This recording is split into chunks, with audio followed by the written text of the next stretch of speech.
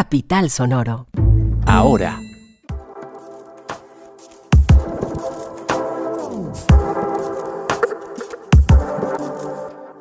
Según el índice Wellbeing 2023, las áreas más rezagadas en los colegios son la sexualidad y la salud mental. ¿Cuáles son los retos en bienestar escolar? La Corte Constitucional deja sin piso jurídico marco del gobierno con la emergencia económica en La Guajira. ¿Por qué?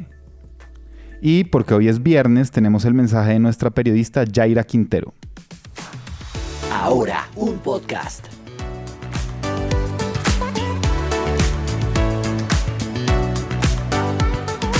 Hola, soy Santiago de Narváez y esto es Ahora un podcast. Es viernes 27 de octubre de 2023, viernes de Halloween, de fiestas, de ponerse el disfraz. Y hoy estoy en la compañía de la periodista Daniela Espitia y vía microondas del periodista Mauricio Pichot. Hola Daniela, hola Mauricio, ¿cómo están? ¿Todo bien? Muy bien, ya listos para disfrutar este viernes. Un saludo muy cordial a ustedes y a toda la audiencia que nos acompaña a esta hora. ¿Ustedes gustan del disfraz? Me gusta ver a la gente disfrazada, pero soy poco creativa. Creo que no me voy a disfrazar de esta vez. No se va a disfrazar. Poco presupuesto. ¿Y Pichot? Yo ya estoy disfrazado. Bueno. Vamos a ver la pasarela esta noche y este fin de semana, aunque mañana es ley seca, recuérdenlo. Me voy a disfrazar de periodista electoral el domingo. Eso, muy bien. Recuerden que el domingo tenemos cubrimiento electoral de las elecciones desde las 8:30 de la mañana hasta las 9 de la noche.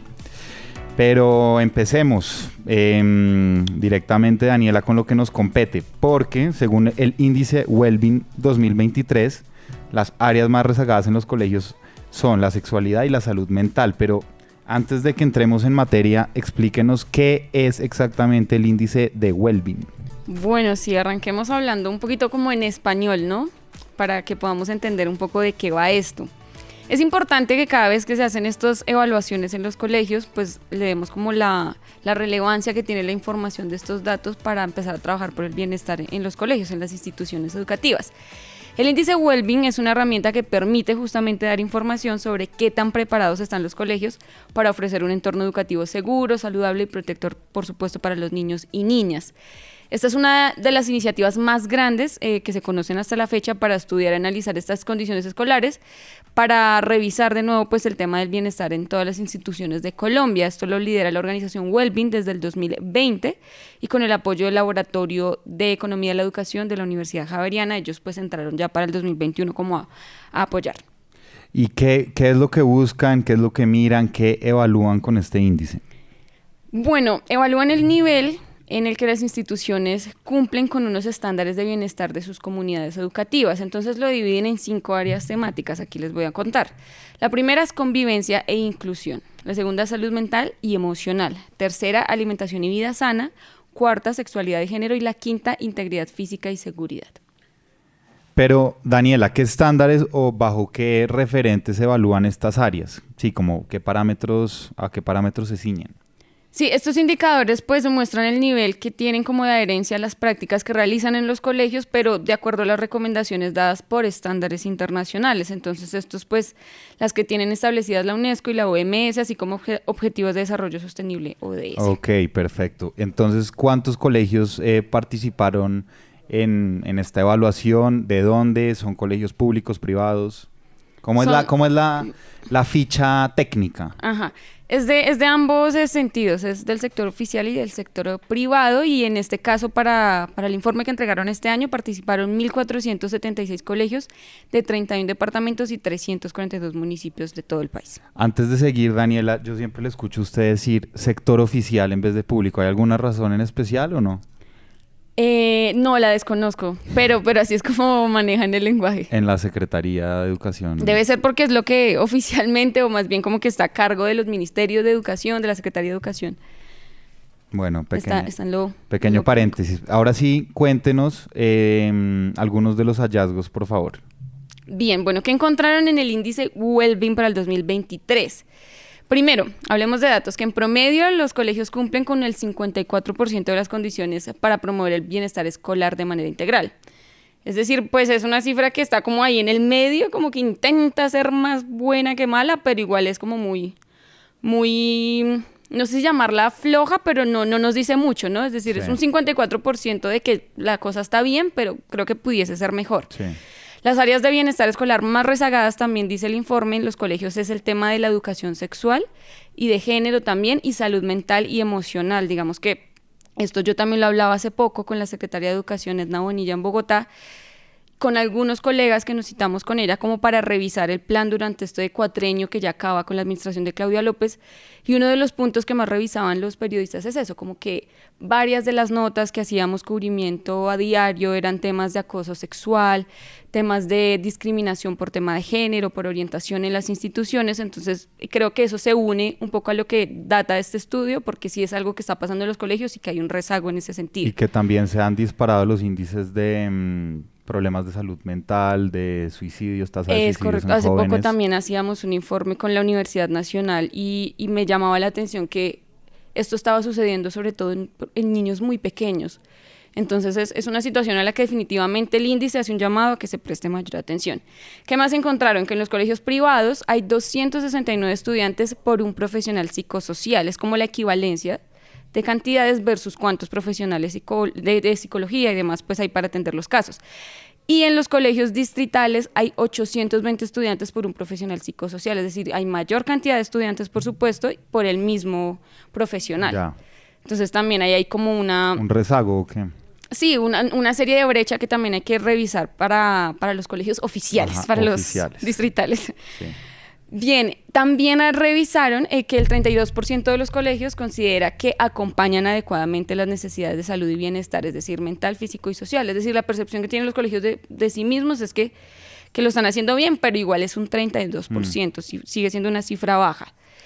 En otro sentido, pues aquí yo creo que quisiera hacer un paréntesis, es importante revisar cómo está la formación docente para recibir esta serie de casos. Entonces aquí dicen que las 3 principales necesidades para la formación de los profesores, sí o sí, inicialmente hay que enfocarse en salud mental y emocional. En segunda medida, hay que enfocarse en prevención de consumo de sustancias psicoactivas, incluyendo alcohol y tabaco. Y por último, pues la prevención del estigma y la discriminación. Ok. De nuevo, yo también he hablado con expertos, en su momento psicólogos, una de ellas de la Universidad de los Andes. Revisábamos este tema de qué está pasando en los entornos escolares y me contaba, bueno, yo también le consultaba como de hasta qué punto un profesor, por ejemplo, de una ciencia exacta o de las matemáticas, qué sé yo, debiera capacitarse en estas cosas. Es decir, pues un docente llega al aula, imparte su clase, pues los puntos que tenga para el estudio, pero muchas veces un estudiante pueda estar atravesando una situación y puede que la persona de confianza que tenga más cercana sea ese docente. Entonces, de alguna medida, sí están haciendo como un llamado para que haya una formación más integral en las aulas. Así el profesor sea de matemáticas. Independiente, sí, es decir, en los colegios hay orientadores, hay psicólogos, pero está bueno que sea una sea cosa integral. transversal, sí. Es correcto. Y por último, pues dicen que de los colegios participantes, el 23% no conoce la distribución por sexo de sus estudiantes y el 16% no conoce el estatus migratorio o su origen étnico. Epa. Y según esto, ¿cuál es el llamado de las y los investigadores entonces?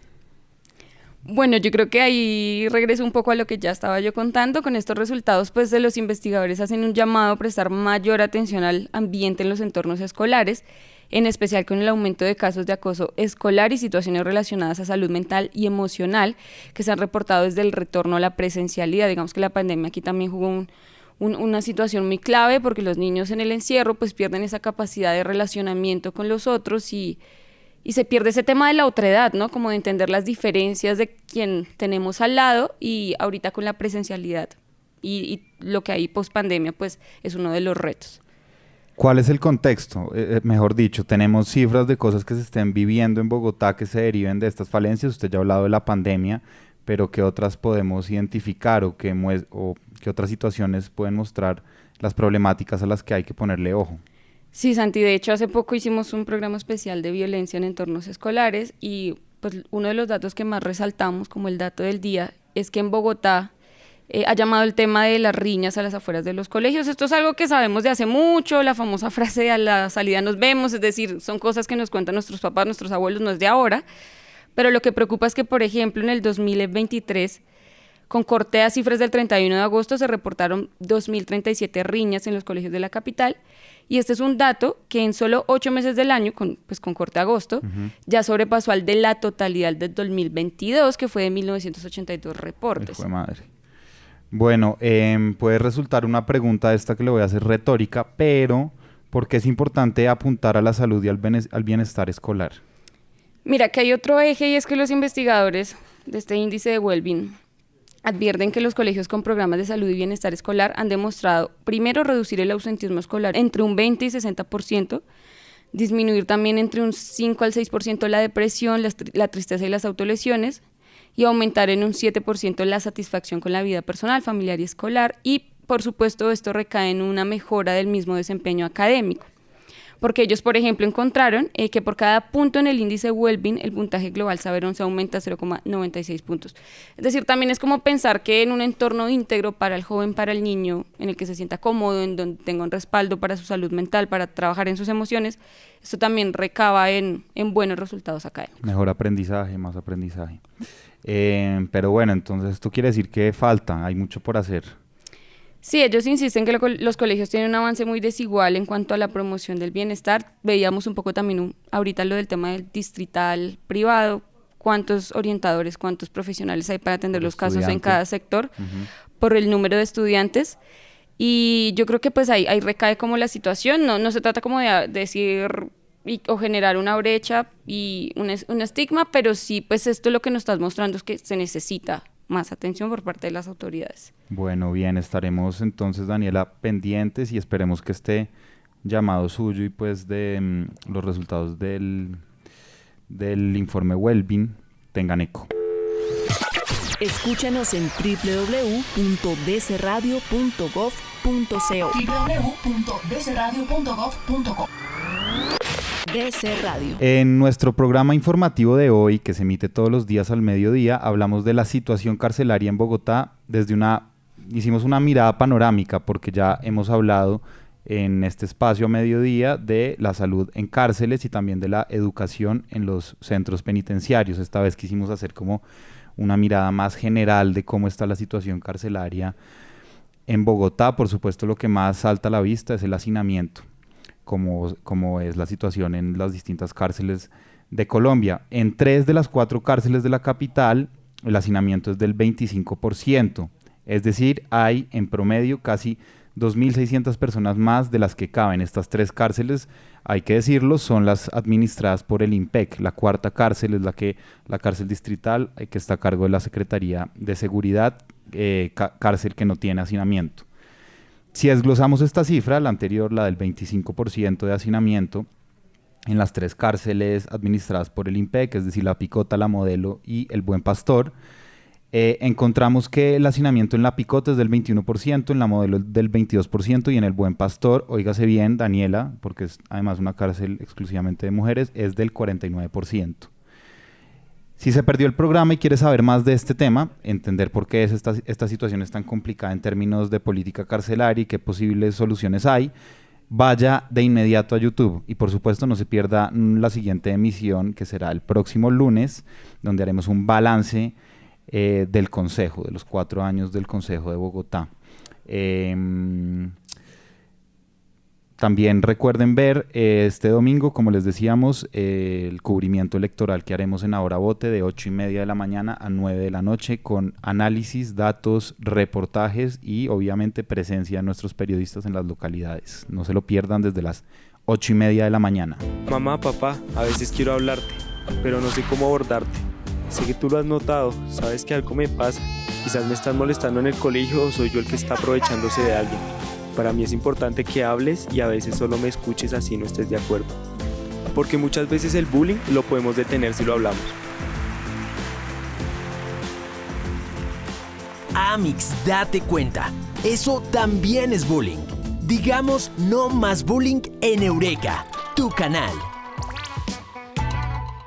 Bueno, Mauricio, vamos ahora con usted, porque la Corte Constitucional dejó sin piso jurídico el marco del gobierno con el tema de la emergencia económica en La Guajira. ¿Qué fue lo que dijo exactamente ese organismo?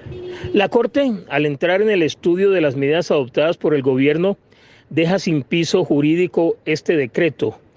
En él se adoptaban medidas como el que establecía que la atención básica para todos los habitantes debía ser gratuita y obligatoria, así como que los servicios de salud deberían ser y estar organizados de manera descentralizada. El gobierno nacional, a través del decreto, establecía que había que implementar medidas en 3 aspectos estructurales del sector salud: la gobernanza y rectoría, la prestación del servicio de salud y el funcionamiento del mismo. Todo ello en coordinación y participación con los pueblos indígenas como los Wayuu, los afrodescendientes y los Rum, definido es todo esto, lo anterior, como un modelo de salud propio e intercultural. Ok, en términos prácticos, Pichot, ¿qué es lo que se deroga? ¿Qué es lo que busca el gobierno con este decreto?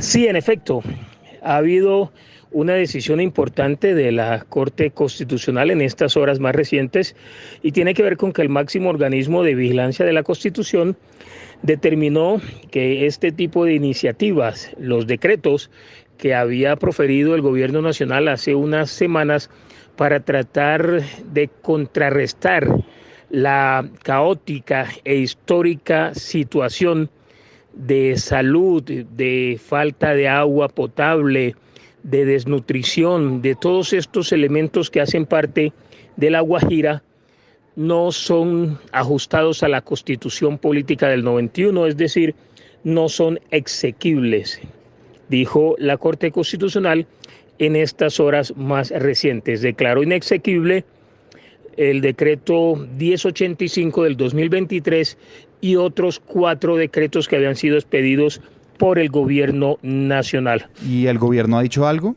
La información, sí, que está relacionada con lo que va a pasar este domingo, tiene que ver con que hay una jornada electoral en la que se eligen, sobre todo en Bogotá, se eligen representantes de las llamadas juntas administradoras locales, las llamadas JAL, esos son ediles. Se eligen concejales, los que conforman el Consejo de la Capital de la República, y se eligen también los alcaldes, en este caso el alcalde mayor de Bogotá y de las distintas ciudades. En el departamento de Cundinamarca se elige gobernador y diputados a la Asamblea Departamental. La jornada comienza a las 8 de la mañana y va hasta las 4 de la tarde. Habrá suspensión de los permisos especiales que se tienen para el porte de armas. Habrá normalidad en el servicio de Transmilenio, no habrá servicio de ciclovía y habrá cierres viales en las zonas cercanas a lugares de alta afluencia de público, como la Plaza de Bolívar, Unicentro y Corferias, que es el lugar histórico de votación de muchos bogotanos. Se han destacado 1.529 agentes de la policía para prestar el servicio de seguridad en todo el territorio capitalino. Y este decreto no fue el único que cayó, ¿cierto? Todos estos decretos habían sido expedidos por el gobierno nacional y hace unos 16 días el presidente Gustavo Petro ya había hecho el anuncio de que su gobierno radicaría ante el Congreso los proyectos para dar viabilidad a esta iniciativa. Entonces, en consecuencia, se demorará mucho más la solución estructural para los problemas de falta de agua y de alimentación de La Guajira. Bueno, Pichot, muchísimas gracias. Hasta una próxima ocasión. A usted, Santiago, un saludo especial, lo mismo que a Daniela y a toda la audiencia que nos acompaña.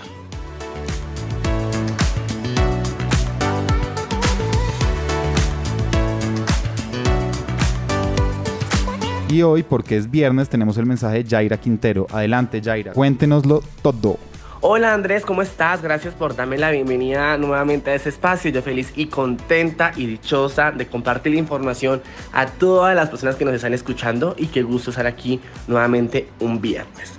Quiero contarles que en la pata que le falta a la mesa estaremos hablando también de la conversación coyuntural que está atravesando nuestro país. Estaremos dialogando acerca de las elecciones regionales y también profundizaremos acerca de la participación política y electoral de los pueblos étnicos y de los sectores sociales LGBTIQ+ de nuestro país.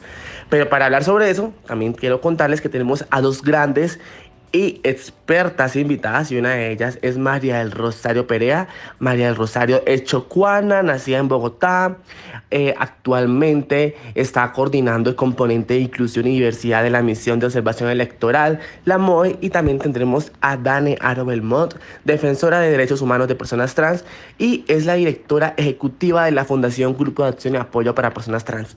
Ellas estarán hablando acerca de qué está pasando con las elecciones en los territorios, qué está pasando con la participación política. También estaremos profundizando acerca de algunas cifras que a nivel nacional nos pueden dar los informes creados por Caribe Afirmativo, como lo es de Closet a la Política. Y desde la MOE también estaremos dialogando acerca del informe cómo va la población con pertenencia étnica o racial en el acceso al poder político. Así que ya saben, hoy en la pata que le falta a la mesa a las 8 de la noche para hablar acerca de las elecciones del 2023 y las personas con pertenencia étnica y racial y de los sectores sociales LGBTI no son ajenas a esta dinámica en nuestro país. Bueno, vamos terminando, pero entonces no se vayan sin antes oír las siguientes noticias. Arranco con una a propósito del tema electoral. Pues el presidente Gustavo Petro se pronunció frente a la polémica por cuenta de una supuesta invitación de los delegados de la Mesa de Negociación del Estado Mayor Central EMC a partir de la instalación de las elecciones que se iban a llevar a cabo en Popayán, desde Popayán. Petro desautorizó lo dicho por las dos cabezas de la negociación, Camilo González Pozo, jefe negociador, y Andrea Avendaño, cabeza de los negociadores del Estado Mayor Central de las disidencias de las FARC, en un trino que escribió y dijo lo siguiente, comillas: ni el Comisionado de Paz ni el Gobierno Nacional han dado autorización alguna para que el Estado Mayor Central participe en actos de apertura al proceso electoral en ninguna parte del país, cierro comillas.